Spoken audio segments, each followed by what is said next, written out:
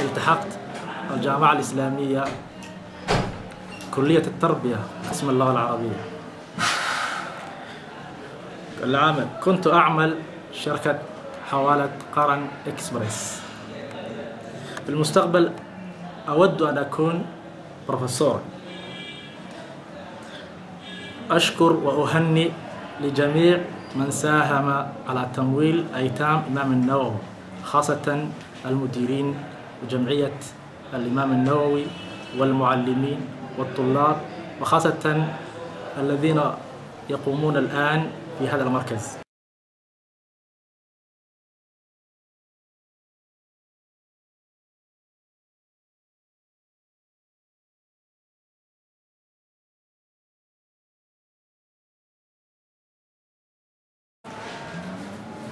بسم الله الرحمن الرحيم.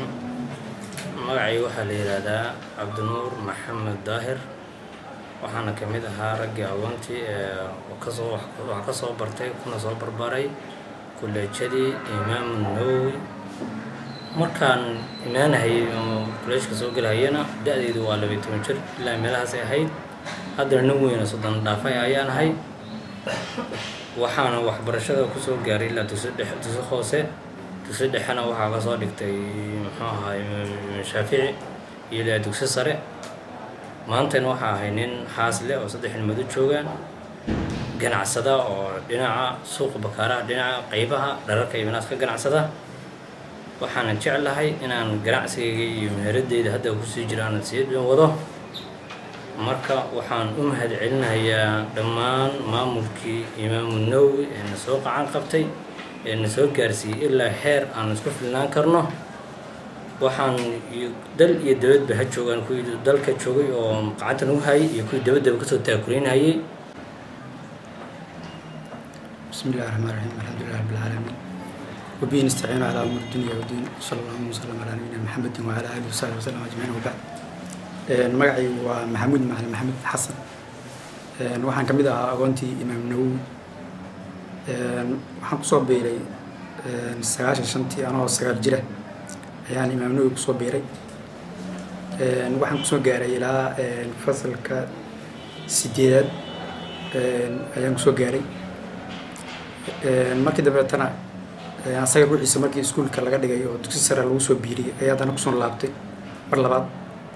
dugsiga sare ayaan ku dhammaystay asaga ruuxiisa Imaam Nawawi. difcada ugu horreysa oo ka baxdaan ahayn iskuulka Imaam Nawawi markii dugsiga sare lagu soo daray oo agoonta ruuxiisa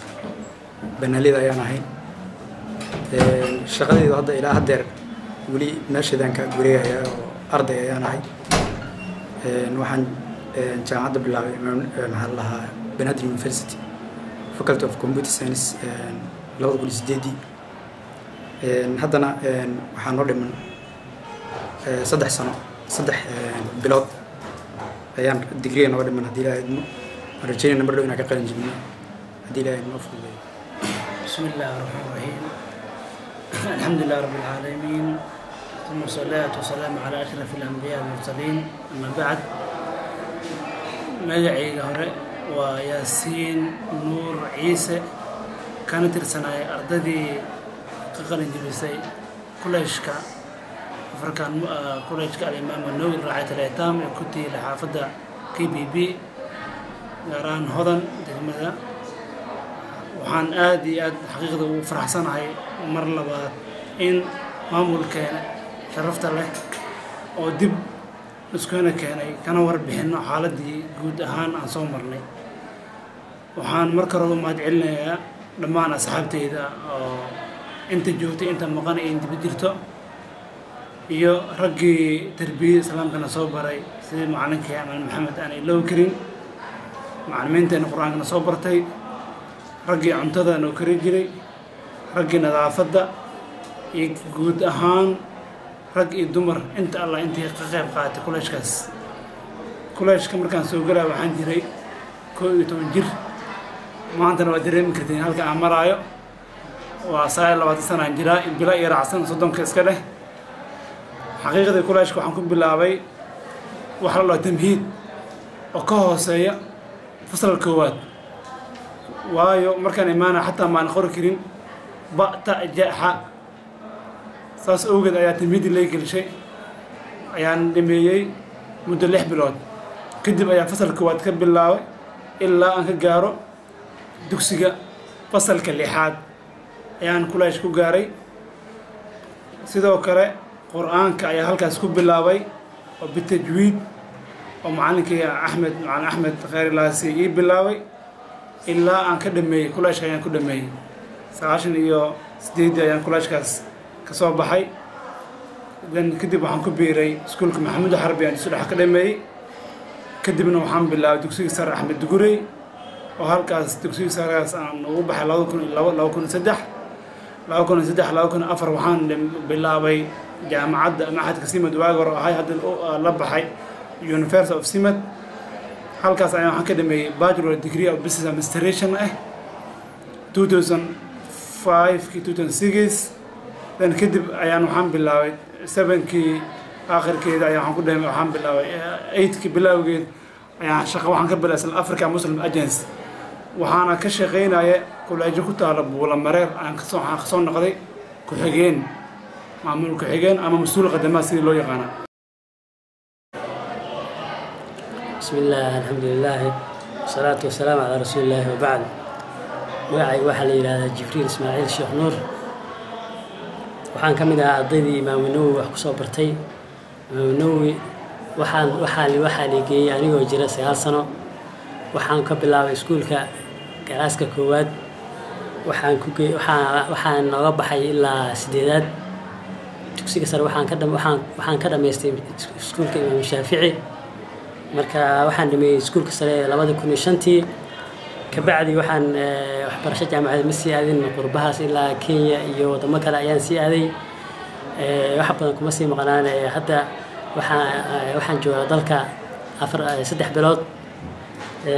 hadda waxaan nin xaasil ah marka waxaan jeclahay mustaqbalka dhow hadii mustaqbalka fog hadii Ilaahay yiraahdo inaan noqdo nin waxbarashadiisa meeshiisa ka sii wata waana noqdo nin dalkiisa iyo dadkiisa anfaca hadii Ilaahay yiraahdo waxaanan u mahadnaqayaa maamulayaashii mas'uuliyiintii iyo macallimiintii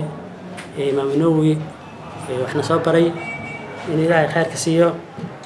waxaan ka codsanayaa hay'adaha khayriga in la caawiyo Imaam Nawawi agoonta si anaga nala soo caawiyay marka hada wabillahi tawfiiq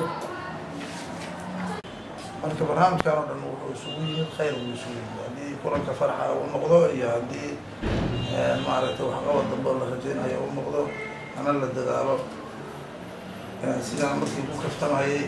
yaan qof walba iskaga sii jeesan haddii la iska sii jeesto oo qof waliba uusan gadaal fiirin horta ma lam yashkur innaas lam yashkur illah qofka hadduusan ogtahay yani arrin la baabaranay uusan inuu qofku inuu waxbaad maalin tartiib hataa uusan dhihi karin waxa waajib aan kugu lahaa waaye bas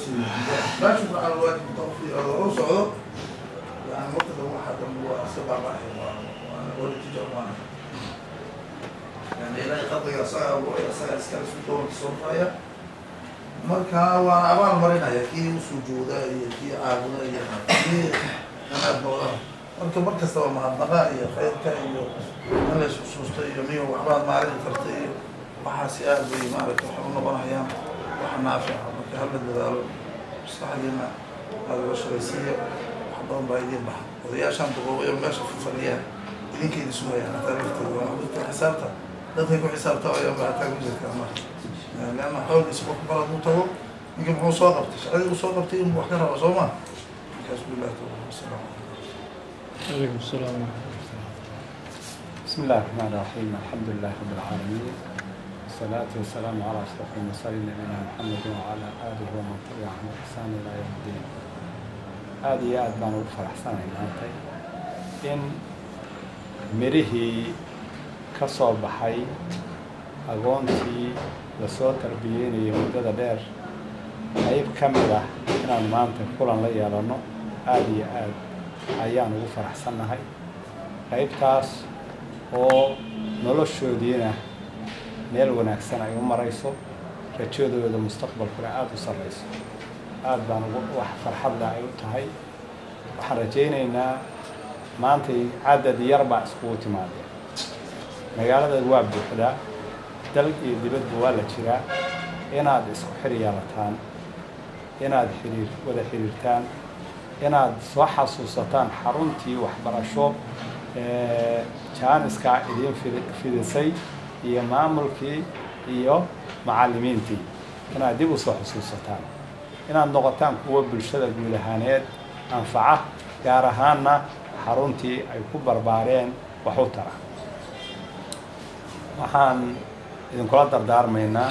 ugu horreyntii allah subxaanahu wa tacaala ayaan kulligaan addoommo u nahay in ilaahay laga cabsado oo rabbi subxaanahu wa tacaala wuxuu uu na farayna la yeelo wixii uu naga reebay in aan ka hadlo midda labaad in aqoonta la horumariyo aqoontu waa iftiin nin kastaba maanta heer bay u joogtaa in horumar lagu sii sameeyo tan saddexaad inaad taakulaysaan dadka agoonta iyo dadka masaakiinta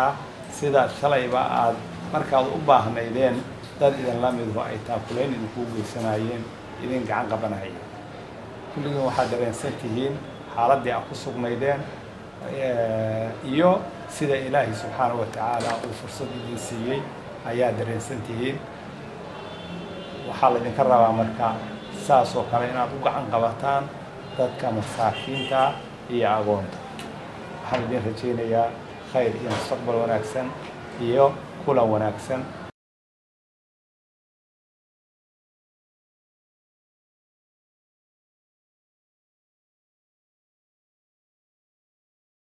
أعوذ بالله من الشيطان الرجيم قل لا أملك لنفسي نفعا ولا ضرا إلا ما شاء الله ولو كنت أعلم الغيب لاستكثرت من الخير وما مسني السوء إن أنا إلا نذير وبشير لقوم يؤمنون هو الذي خلقكم من نفس واحدة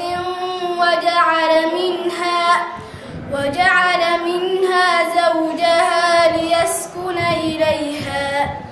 فلما تغشاها حملت حملا خفيفا فمرت به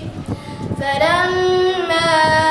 أثقلت دعوا الله ربهما لئن آتيتنا صالحا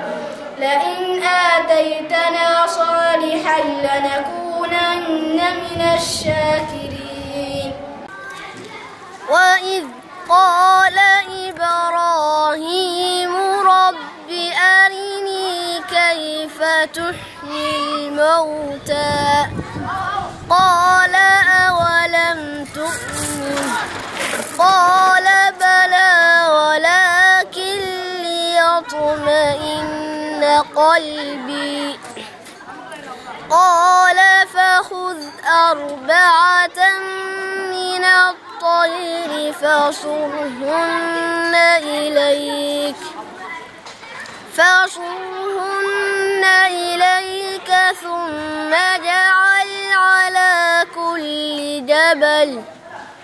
ثم اجعل على كل جبل